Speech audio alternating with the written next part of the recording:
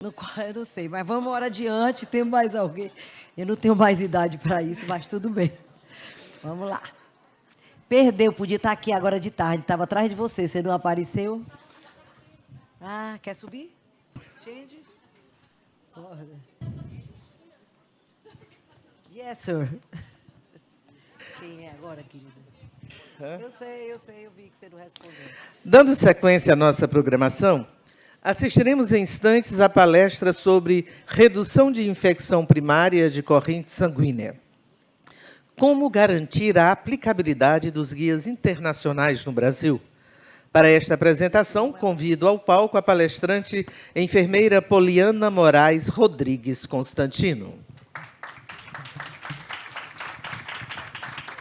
Nossa convidada é graduada pela Escola de Enfermagem de Ribeirão Preto, USP, e pós-graduada em Terapia Intensiva pelo Albert Einstein Instituto de Ensino e Pesquisa.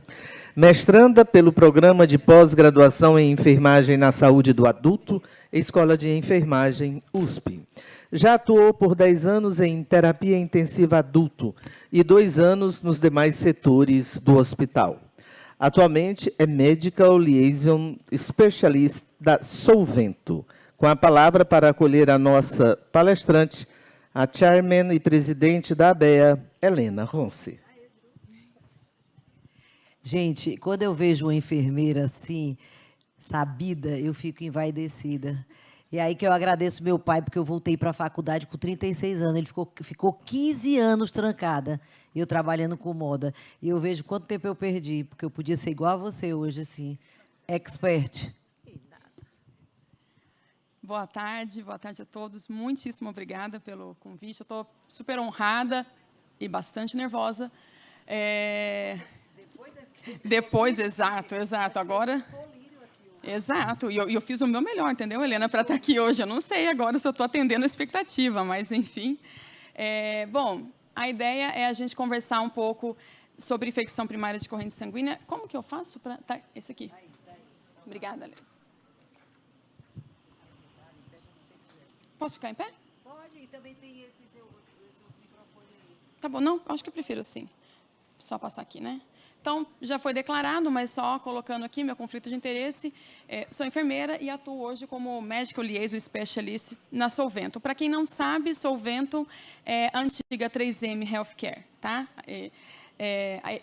Tem um ano já essa transição, mas a gente ainda está reforçando bastante essa mensagem. E aí, Medical Liaison nada mais é do que uma pessoa que trabalha bastante as evidências científicas que sustentam o uso das nossas tecnologias. Então, é isso que eu vim aqui conversar com vocês hoje, tá? Um pouco de evidência científica sobre prevenção de infecção de corrente sanguínea e aí também uma forma que a gente pode contribuir para fazer a implementação, ajudar os hospitais a melhorarem as práticas deles. Então, aqui a agenda, né? Só falando que como que a gente vai caminhando aqui hoje e eu prometo cumprir com o meu tempo também. Quando a gente fala de infecção de corrente sanguínea, principalmente se a gente for olhar na literatura, existem diversas terminologias. E é uma complicação, para ser muito honesta. Então, existe, a mais recente é chamada de CABSE, que é, então, a infecção de corrente sanguínea associada ao acesso vascular. Isso saiu a última vez na atualização do INS, que é a Sociedade de Enfermeiros de Infusão, em 2021. E aqui o grande ganho, na verdade, quando eles colocam isso, é porque, independente de qualquer acesso vascular, eles já estão considerando fazer aí o tracking dessas infecções. Depois existe CLABSE, que é o paralelo do que a gente tem aqui, que os hospitais reportam para a Anvisa, né? Então, é o mesmo que a nossa infecção primária de corrente sanguínea. Ela tem um final ou um objetivo epidemiológico, né? E existe a CIR-BSI, que é também a comprovação da infecção, mas quando faz o exame e sabe qual que é o micro-organismo que causou, comprova que o catéter é a fonte da infecção e ela é mais uma terminologia diagnóstica, tá? Para fins da nossa conversa, a gente vai falar hoje tudo de CLABS. Então, toda vez que vocês virem CLABS escrito na minha apresentação, eu estou falando da infecção primária de corrente sanguínea que os hospitais reportam para a Anvisa, tá bom? Como que ela acontece? Esse artigo aqui, ele foi publicado e ele é extremamente relevante, importante, ele não trouxe nada de novo, mas reforçou as práticas que a gente já sabia que tinham comprovação, sobretudo depois da pandemia. Foi um artigo de revisão e descritivo que saiu no New England Journal. E aí só relembrou as principais fontes de contaminação. Então, e é importante a gente saber como é que acontece, porque daí a gente entende como é que são as medidas de prevenção e por que elas existem, né? Então, ela vai vir a infecção pela rota extraluminal, que nada mais é do que a microbiota que a gente tem na pele mesmo, com o tempo, mesmo que a gente prepare com solução antisséptica, ela volta a crescer, ela cria um biofilme na parede externa do catéter até atingir o vaso. Então, por isso, extraluminal. Predomina aí no início do tempo de uso dos catéteres, então, tem literatura que fala até 7 dias, tem literatura que fala até 15 dias, tá? Depois, a principal, ou uma das principais, é a intraluminal. Então, toda a contaminação que a gente tem ali no hub do catéter, que é utilizado, né, o tempo todo para a terapia desse paciente, então, que os técnicos, os enfermeiros acessam várias vezes durante o dia, aquela contaminação que está ali, ela pode ser infundida na corrente sanguínea do paciente, e aí ele também é uma segunda fonte, e uma fonte bem importante. E aí, a 3 e a 4, elas são bem mais incomuns, para ser muito honesta, mas são fontes também. Pode ser que o paciente tenha algum outro foco infeccioso, e aí pela via, então, hematogênica, então pela corrente sanguínea, esse micro-organismo atinge o catéter, ou pode ser, que aí é mais raro ainda, ter alguma solução já contaminada, tá? Então, que já venha, né, do fabricante já contaminado, isso é muito, muito raro, tá? Dados do Brasil, né? Existem muitos dados, então, por exemplo, o CDC fala de mortalidade em até 25%. Os pacientes que têm infecção, 1 em cada 4 morrem por ela. No Brasil, o último boletim que a gente teve sobre isso, na Anvisa, falou que aqui pode chegar até 40%. Então, quase metade dos nossos pacientes que têm infecção, dependendo do hospital que eles estão, eles podem morrer. E, dependendo, óbvio, da sua condição, eles podem morrer por conta dessa infecção. E um outro ponto que é extremamente importante e que vocês sabem melhor do que eu, é que é muito difícil os hospitais saberem, em números, qual que é o valor dessa infecção no hospital. Quando a gente está falando de sustentabilidade, e não só da questão da prática clínica, mas associar as duas coisas, aqui é um trabalho que foi publicado em 2023, que só considerou hospitais públicos, só hospitais universitários, são 50 hospitais. E eles viram as 3 principais infecções que são reportadas para a Anvisa. E a infecção primária de corrente sanguínea, eu deixei aqui destacada, ela chega a aumentar o tempo de internação em 21 dias nos hospitais públicos, e um custo, na época, era de $17.630. Quando esse artigo foi publicado, o dólar era de R$ 3,93. A gente está numa situação diferente, então eu fiz só mais ou menos um depara, considerando o valor do dólar de ontem, que eu vi, seria perto de R$100 mil em hospital público, né? Imagina quando a gente fala, então, dos hospitais particulares. Então, é realmente um grande problema que precisa ser evitado, sobretudo se a gente pensa em sustentabilidade do sistema econômico. E para a gente garantir, né, e aí a gente também, como indústria, tentando contribuir com os hospitais, a gente acredita muito num pilar. Então, a gente precisa ajudar a treinamento dos profissionais, a gente precisa de atualização de protocolos que sejam baseados em evidências, e aí, se for implementar tecnologias que sejam tecnologias comprovadas, que se invista no que sabe que você vai ter um retorno, né? E aí, para falar sobre isso, eu trouxe, então, só para conhecimento de vocês, o que a gente teve de mais relevante e mais atual em melhores práticas e recomendações para prevenir a infecção de corrente sanguínea. Esse foi um update de 2022 do SHEA, que é a Sociedade Americana de Epidemiologia Hospitalar, que tem revisores do CDC, tem parceria da Joint Commission, de VAPE, enfim, de diversas outras organizações, sociedades, e tem uma relevância muito grande aí para toda a comunidade científica. E tem sido, sim, adotado como um norte para os hospitais para atualizar os protocolos deles. Eles tinham uma versão de 2014, era uma versão mais extensa. Essa versão ela é bem concisa e ela separou as medidas em o que deveria ser essencial, ou seja, todo hospital deveria adotar por conta, né, do nível de comprovação, e as adicionais para aqueles hospitais que, se eles não conseguiram atingir o target deles de infecção, então que eles deveriam considerar essas outras medidas, tá? Tem outras partes também, tá, gente? Eles falam também de abordagens que já está comprovado que não devem ser implementadas nos hospitais, e tem outras que são questões não resolvidas. Por conta do nosso tempo, eu vou ficar só ali nas práticas essenciais e nas adicionais, tá? As essenciais, eles também, por organização, colocaram em 3 momentos. Então, antes da inserção do catéter, durante a inserção do catéter e depois da inserção do catéter. Antes da inserção, eles falam da gente ter um guia, alguma coisa que ajude o profissional a entender quando que deve ser realmente passado um catéter nesse paciente. Porque, além de expor ele ao risco, é um custo. Então, todo o catéter tem que ser muito bem indicado. E aí, educação. Então, educação não só de quem vai inserir o catéter, mas também de quem vai fazer a manutenção do catéter. Porque, se a gente for pensar em bando de inserção e manutenção, o risco acontece a todo momento desse paciente ter a infecção ou algum outro tipo de evento adverso. Então, a importância da educação. E, em geral, a gente vê muitos trabalhos de educação da equipe de enfermagem nos hospitais. Difícil a gente conseguir fazer educação dos médicos que são os responsáveis por inserir a maioria dos catéteres, tá? E aí, banho de clorexidina em pacientes a partir de 2 meses de idade, tá? Banhos diários para os pacientes que vão ter o catéter. Aqui é um ponto bem importante. O banho ele deve ser feito com um lenço que já vem pronto, né, que já vem com a quantidade certa de clorexidina e deve ser sem enxágue. O que a gente mais vê no Brasil são hospitais que utilizam amotolias ou compartem amotolias para o setor, ou vai a amotolia, dilui na água, ou usa de outras concentrações, enxágua o paciente, e aí isso não é um uso correto e pode até, inclusive, aumentar o risco desse paciente ou de ter até mecanismos de resistência aí microbiana, que é um outro problema. Durante a inserção é um pouquinho mais extensa, mas, basicamente, enquanto vai ser feito esse processo, precisa ter o famoso checklist. Então, todo o passo a passo precisa ser seguido e precisa ter um profissional que fala, não, espera aí, a gente errou aqui nesse momento, vamos começar do zero.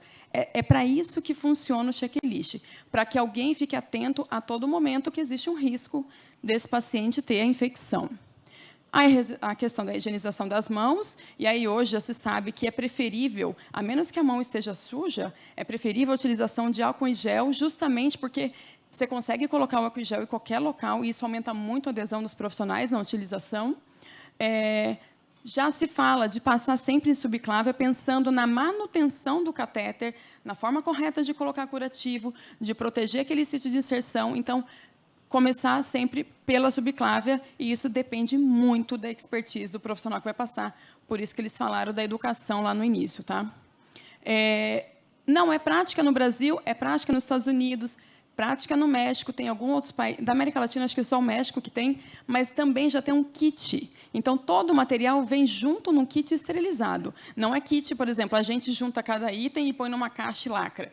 Onde eu trabalhava era assim. É uma forma de você garantir que todos os insumos vão estar lá. Mas o que eles indicam aqui são kits em que empresas pegam os insumos, colocam todos no mesmo pacote, esterilizam tudo junto, para que possa ser utilizado tudo junto e da forma correta no momento da passagem do catéter. Orientação por ultrassom, e aí aqui um ponto importante, o procedimento é estéreo, então precisa ter a utilização da capa, né, estéreo, de uso único, o gel também estéreo, de uso único, para que essa prática seja bem implementada. O que a gente vê, às vezes até coloca a capa de uso único, mas pega o gel comum, né, que é compartilhado na unidade, então também não é uma boa prática. O uso de precauções máximas, isso a gente já sabe faz tempo, então, tanto quem passa quanto quem vai ali circular, tem que utilizar um avental, né, para proteger, luva, gorro, máscara e o campo estéreo grande e um campo estéreo que cubra, assim como no centro cirúrgico, que cubra todo o paciente, tá? E a utilização de solução de preparo da pele tem que ser... Aqui eles não colocam os detalhes, né, mas aí quando você vai ler as evidências, fala de uma clorexidina alcoólica. É no mínimo 2%. Né? Lá nos Estados Unidos já utilizam em concentrações maiores do que 2%, e aí nos guias está vindo falando sempre de no mínimo 2%, não utiliza mais meio ou aquosa, nada disso. Tá? Depois da inserção, algumas coisas que são novas, né, começaram a surgir. Então, proporção adequada de profissionais, né, de enfermeiros, de profissionais. A gente tem que ter a condição de que eles mantenham esses catéteres. Curativos contendo clorexidina. E aí, aqui estão falando de curativos que contêm gluconato de clorexidina a 2%, a partir dos 2 meses de idade. Isso é novo. Na maioria dos... Até o ano passado, a gente falava... Até a última versão, perdão, a gente falava de 18 anos, tá? Aí a troca do curativo, né? Então, a gente sabe que os curativos transparentes a gente vai trocar com 7 dias, os que são oclusivos com 48 horas. Qualquer um desses, se tiver sujo, solto ou úmido, tem que ser trocado imediatamente. E aí, isso eu sei que, para a gente, é uma dor, porque, na maioria das vezes, as pessoas trocam, não justificam o porquê da troca, e ninguém entende por que aumenta esse consumo. Mas o fato é que tem muita comprovação de que, se você não troca, você aumenta o risco do paciente, pode ser em até 12 vezes. E isso já está na Anvisa desde 2017, tá?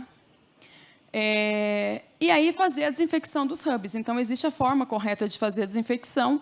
Ela é muito difícil se for considerar que eu vou fazer de uma forma, a Aline vai fazer de outra, enfim. Então, existe uma questão da variabilidade da técnica, mas ela precisa ser feita, tá?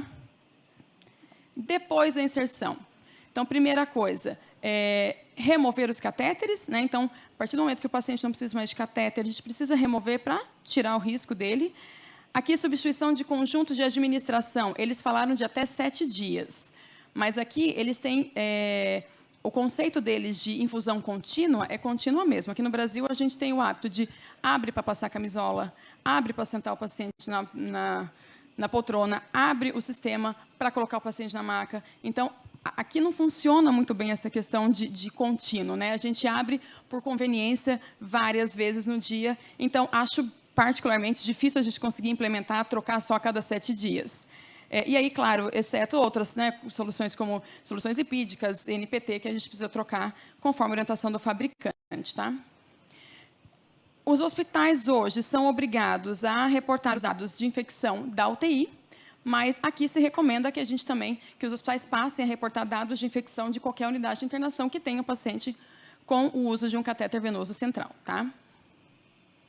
E aí, as adicionais. Primeiro, se a gente não atingiu, então, aí o nosso nível esperado, que deveria ser 0, para ser muito honesta, né? É difícil a gente falar quanto que eu gostaria de ter um evento adverso para o paciente, mas a gente sabe que é muito difícil não ter infecção. Então, se a gente não atingiu, o que mais que a gente pode lançar mão? Então, catéteres impregnados para alguns pacientes, então, pacientes dialíticos, pacientes imunossuprimidos, deve ser considerado a utilização. Bloqueios antimicrobianos, então, são soluções que a gente coloca para pacientes que fazem hemodiálise, tá? E aí também deveria uma boa prática. Fator ativador de plasmogênio são trombolíticos, né, que podem ser utilizados em pacientes também aqui de hemodiálise, que vão ficar ali por 7 dias. Times de terapia infusional, tem uma equipe especializada. Começou a aparecer evidências sobre isso, então, já está com uma... Na verdade, ter um time é sempre bom, porque ajuda em vários desfechos para o paciente para o hospital, mas aqui eles estão falando com uma estratégia, inclusive, para reduzir a infecção de corrente sanguínea. Já está começando a aparecer evidências sobre isso. Pomadas antimicrobianas, eles falam para colocar em catéteres de hemodiálise. Aqui, de novo, não é a realidade do país, porque, na verdade, essas pomadas que eles utilizam lá são de uso único e é uma combinação de 3 antibióticos numa mesma pomada. O que a gente vê aqui é as pessoas utilizando pomadas simples em catéteres de hemodiálise e mandam para casa. Então, seria uma adaptação, né, que a gente faz e que não é o correto. E aqui, no caso, eles colocam, se o hospital não dispõe dessa pomada, se o serviço não dispõe, então utilize uma cobertura impregnada ao invés de improvisar, né? E aí também utilizar uma tampa impregnada com álcool isopropílico para que faça essa desinfecção, então, e reduza a variabilidade da técnica. É uma das recomendações caso o hospital não tenha conseguido atingir aí o seu ideal de infecção, tá? O que nós, como indústria, temos, e aí eu queria só trazer aqui para vocês, a gente tem bastante também evidência científica das 2 tecnologias, então, tanto curativos impregnados com gluconato de clorexidina, quanto tampas impregnadas com álcool, mas, por conta do tempo, eu trouxe apenas 2 de cada, que são as principais, tá? Então, primeiro, Aqui, a gente tem muita meta-análise também, falando da cobertura impregnada, mas eu trouxe esse estudo de 2012 porque ele foi um divisor de águas. A partir do momento que o professor Tinciti publicou, em 2009 a primeira vez, em 2012 a segunda vez, os guias todos passaram a fazer a recomendação da utilização de coberturas impregnadas com um nível mais alto de recomendação. Ele é um estudo clínico multicêntrico, que foi randomizado, que foi feito na França, com 1.879 pacientes, e ele conseguiu. Ele já tinha uma taxa muito baixa de infecção, 1,3. Se a gente for olhar a ANAP, fala de 2,5 nos melhores hospitais do Brasil. Se a gente for olhar no boletim da Anvisa, as nossas taxas estão beirando 4,5. Se for olhar neonatologia, nossas taxas chegam quase em casa decimal. Então, eles tinham uma taxa bem baixa, e ainda assim, com a implementação da tecnologia, eles conseguiram reduzir em 60% as infecções. Então, diante desse resultado, todos os guias passaram a recomendar com nível mais alto, tá? De recomendação. Para quem não conhece a tecnologia, esse, então, é o curativo que nós temos impregnado com gluconato de clorexidina. Ele tem também todo um design e características que são características avançadas de fixação e estabilização, e esse gel, com essa concentração de clorexidina, reduz ali, então, a microbiota da pele do paciente, e isso ajuda a reduzir, como foi provado, o risco da infecção de corrente sanguínea, tá? E aqui eu trouxe uma meta-análise, também é antiga, também tem mais recentes, de 2023, enfim, mas ela também foi a partir dessa publicação que foram também aparecendo as recomendações da utilização de tampas impregnadas, tá? Neste caso, existem dois tipos, não é só uma tecnologia, são duas marcas de tampas impregnadas com álcool isopropílico, mas o fato é que, de novo, eles tinham uma taxa muito baixa, né, de infecção. Aqui são vários, tá, gente? Então, aqui a gente está falando de 9 estudos incluídos na revisão sistemática e 7 na meta-análise, e aí eles conseguiram provar que, quando juntaram todos os resultados e analisaram, se a gente adotar essa tecnologia, a gente pode reduzir em até 41% a infecção de corrente sanguínea. E aí, para quem não conhece, essa é a tampa impregnada que a gente tem com álcool isopropílico, e aí a gente tem também tampa para todo e qualquer tipo de hub, ou seja, a gente tem que fechar o ciclo, né? Não adianta eu proteger uma via e deixar uma outra do paciente sem proteção. Então, aqui é só para que vocês saibam, todas elas tem a mesma impregnação, álcool isopropílico a 70%, mas elas são uma para cada tipo de acesso. E aí, aquele artigo que eu trouxe para vocês, ele falava um pouco, né, quando ele fez a revisão, ele reforça várias das medidas que a gente falou aqui, e aí ele conclui falando exatamente isso. Primeiro, quando a gente está falando, né, em melhorar a prática clínica, em buscar resultados sustentáveis, é fundamental que a gente combine estratégias. Não adianta a gente apostar, talvez, em uma única estratégia. Não adianta a gente morrer insistindo, por exemplo, só com a higienização das mãos e não tentar avançar em outras, né? Porque a combinação de várias estratégias, ao mesmo tempo, traz um efeito positivo. E aí ele fala, sobretudo, as estratégias em que tiram o fator humano, ou seja, não depende do profissional fazer. A higienização das mãos é uma que a gente tem que lutar para que ele faça. Agora, se eu colocar uma tampa que vai fazer desinfecção, isso deve ser considerado. E aí depois falou também, se a gente for adotar tecnologias, que a gente adote tecnologias, que a gente compre briga, né, porque não deixa de ser uma briga, por tecnologias que são cientificamente comprovadas, tá? E aí, de novo, eles falam que se a gente tiver tecnologias que são comprovadas e adotar, mesmo que elas tenham um custo como prevenção, diante do custo que a gente viu de uma única infecção, esse custo da implementação da tecnologia acaba sendo baixo. E aí também fala, então, que a gente consegue garantir resultados aí mais sustentáveis. Mas e como é que a gente garante, então? Né? Porque evidência a gente tem... treinar a equipe, a gente treina, como mais que a gente pode ajudar? A grande dor que a gente vê hoje nos hospitais, e aí, de novo, vocês devem saber muito mais do que eu, é que eles não sabem exatamente como calcula esse impacto dos problemas que eles têm. Qual que é o valor de uma infecção de corrente sanguínea no hospital? A grande maioria não vai saber dizer. Não sabe calcular, não sabe por onde começa. Então, uma das formas que a gente tem tentado ajudar os hospitais é exatamente isso, tá? Esse aqui é uma ferramenta que calcula o impacto financeiro que o hospital vai ter, considerando alguns pilares se ele implementar a tecnologia. Ela traz toda essa parte, né, de todas essas possibilidades. Então, primeiro explica qual que é a doença, depois fala do valor geral, depois fala das recomendações. Ela é bem robusta, mas o que eu queria mostrar para vocês, e a Aline conhece bem o nosso trabalho com essa ferramenta, é exatamente aqui. Ela vai primeiro falar da epidemiologia, os dados do hospital. Aqui são dados fictícios, tá? E aí vai considerar número de leitos, tempo de permanência. Então, tudo que a gente falou aqui de sustentabilidade, de giro de leito, de tempo que fica mais na UTI, de custos que ficam mais por conta dessa internação. Então, aqui a gente vai colocar todos os custos. Na parte de custos, a gente pode, se ele souber o valor de uma infecção lá, a gente pode colocar o custo por caso. Se ele não souber o valor, a gente coloca por dia, por exemplo. Vamos calcular quantas diárias a mais ele vai ter que gastar para o paciente que ficou lá internado. Então, a gente pode fazer por dia, ou a gente pode colocar microcusteio. Então, vamos olhar item a item. Raio-X, catéter novo, antibiótico terapia, internação, hora do profissional, hora do médico para passar catéter. A gente pode olhar também um por um dos itens para ajudá-los a calcular esse valor. E aí, a gente vai confrontar tudo isso com os dados que eu trouxe aqui para vocês. Então, como esses dois estudos foram os que viraram a página, então, a partir deles vieram as recomendações, a gente utiliza, então, essas taxas que foram comprovadas de redução para fazer os cálculos de uma previsibilidade do impacto financeiro nessas instituições, tá?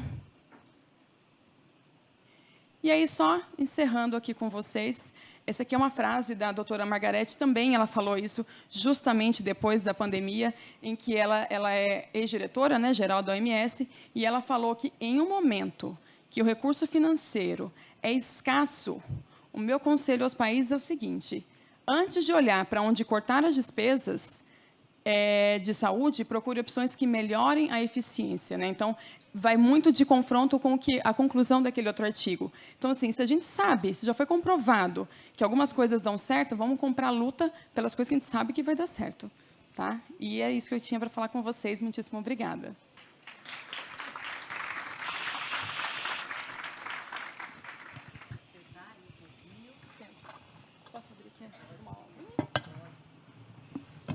Batinada agora. Trouxe aqui uma... Deixei 5 minutos. Você vai ser sabatinado 5 minutos e 25 segundos. A Aline é a nossa coordenadora da Comissão de Prova de Título da ABEA e é uma expert no assunto. E aí eu vou deixar para ela aqui. Eu queria falar dos bundles, mas ela já falou. Aí eu queria falar também dos curativos que tinham que ser revestidos e tudo. Você já falou, era a única coisa que eu sabia. Bora, amiga. Passo para você agora a bola. Oi, parabéns pela apresentação. Acho que você trouxe um compilado geral do que as evidências falam, do que os guidelines trazem. Mas eu queria que você explorasse um pouquinho mais a diferença entre o que são as práticas essenciais e as práticas adicionais quando a gente analisa um guideline, quando a gente vai ver quais são as recomendações.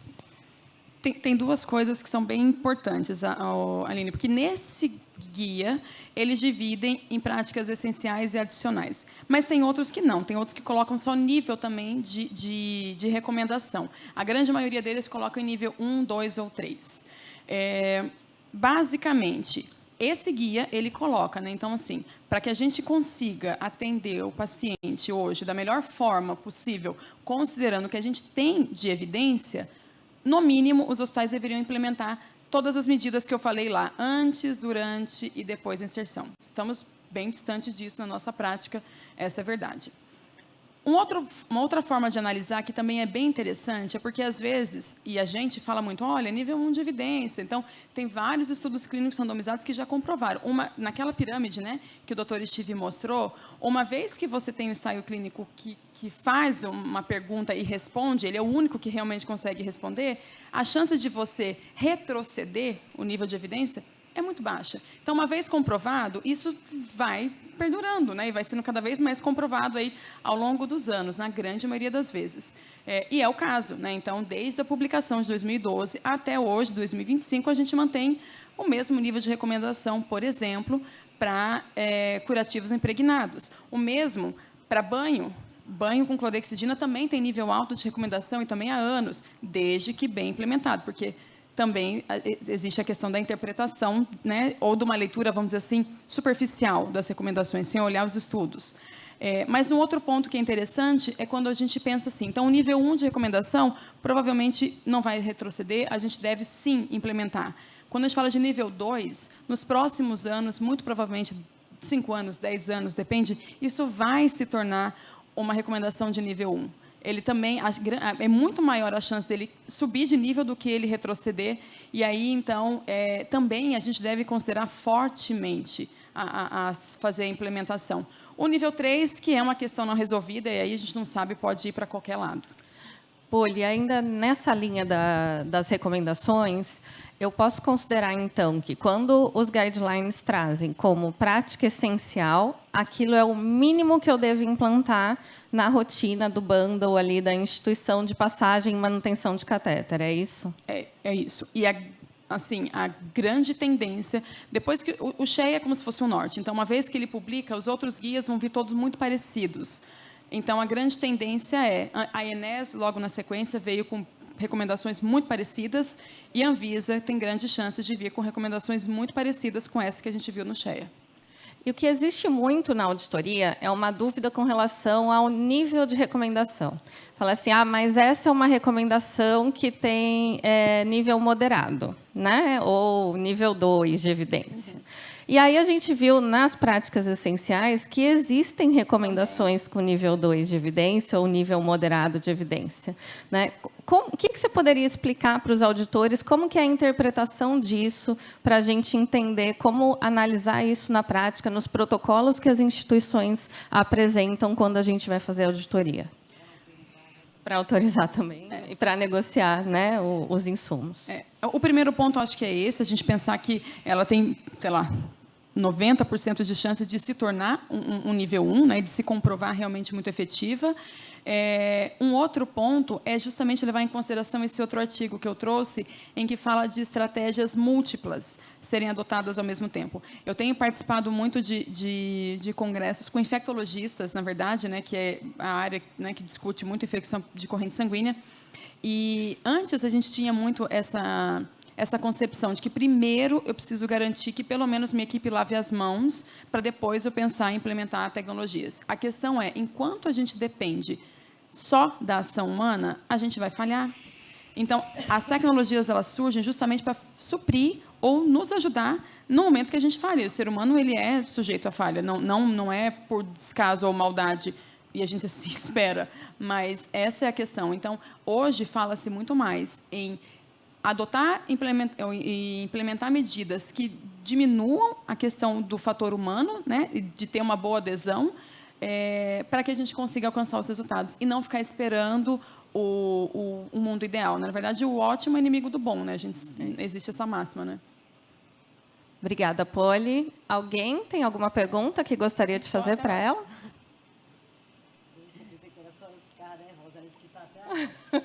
Bom, então vamos entregar o presente dela, né? Obrigada, Poli. Parabéns. Obrigada, pessoal. Mas eu ainda gosto do nome 3M do que só o vento. Cadê o Laércio? Está aqui? Já saiu. Eu não me acostumo só o vento. Parece negócio solvente, sei lá. Sua filha de engenheiro, né? Já foi a contadora de obra. Por favor.